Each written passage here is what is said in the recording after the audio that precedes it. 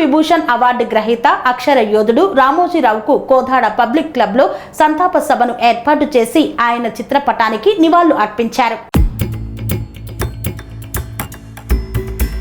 సూర్యాపేట జిల్లా కోదాడ పట్టణంలోని పబ్లిక్ క్లబ్లో శ్రద్ధాంజలి ఘటించారు.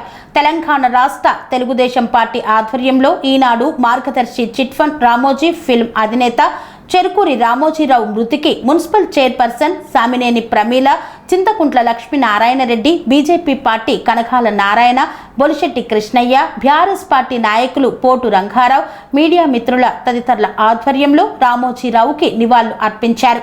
రామోజీరావు ఒక సామాన్య కుటుంబంలో జన్మించిన రామోజీరావు ఉమ్మడి ఆంధ్రప్రదేశ్లోనే కాకుండా వివిధ రాష్ట్రాల్లో, ఇతర దేశాలలో కూడా తనకంటూ ఒక ప్రత్యేకమైన గుర్తింపు తీసుకువచ్చారన్నారు.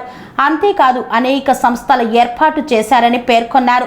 ఆ సంస్థల్లో అనేక మంది నిరుద్యోగులకు ఉపాధి, ఉద్యోగాలు అవకాశం కల్పించి ఆ కుటుంబాల వారందరికీ బాసటగా నిలిచారన్నారు.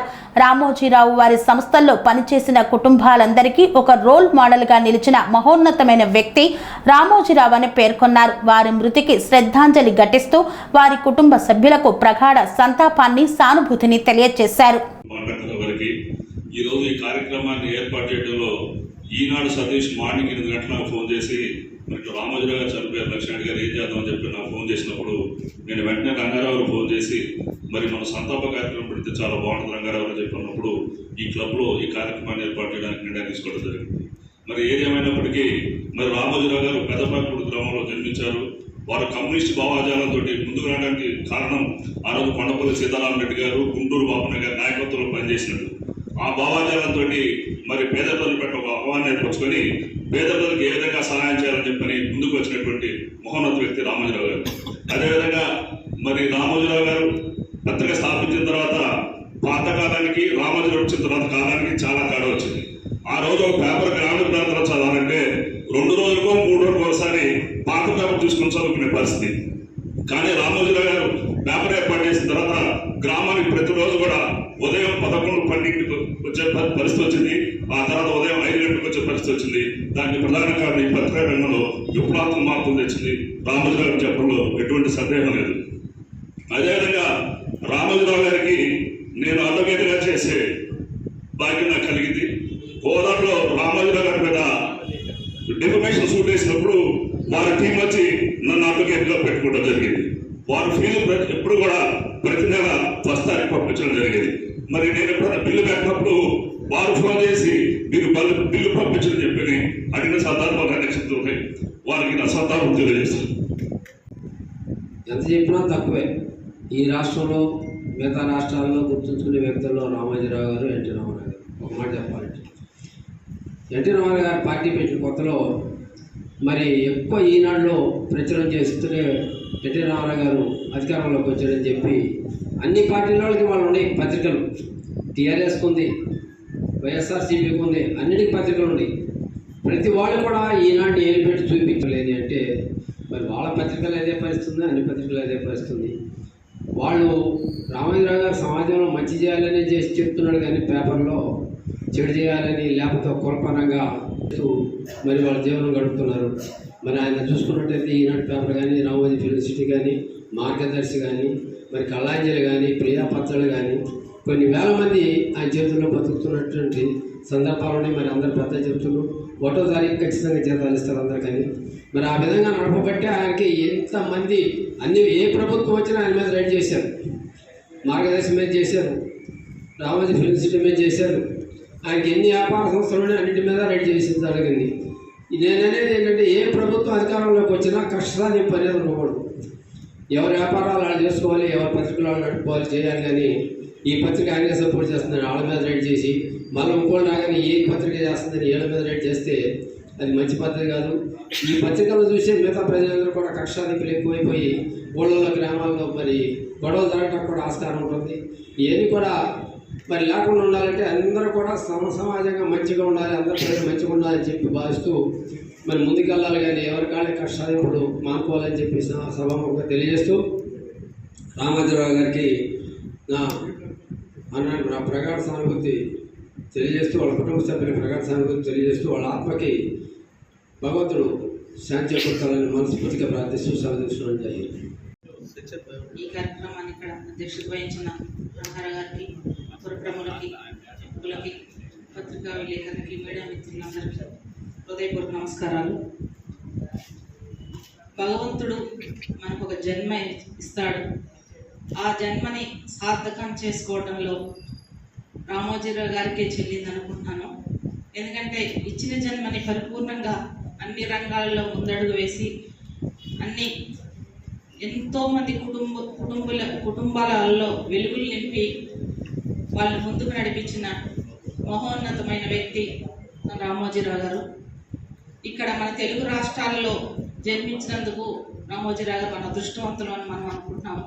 కాకపోతే కర్ణాటక కానీ తమిళనాడు ఎటు వెళ్ళినా అక్కడ కూడా వాళ్ళ భాషల్లో కూడా అక్కడ కూడా ఈటీవీలో ఏర్పాటు చేశారు. వాళ్ళకు కూడా ఈరోజు చిన్నప్పటి నుంచి మేము ఈటీవీ కార్యక్రమాలు కానీ, స్వాతిలు కానీ, ఎన్నో నవలలు కానీ చదువుకునే వాళ్ళము.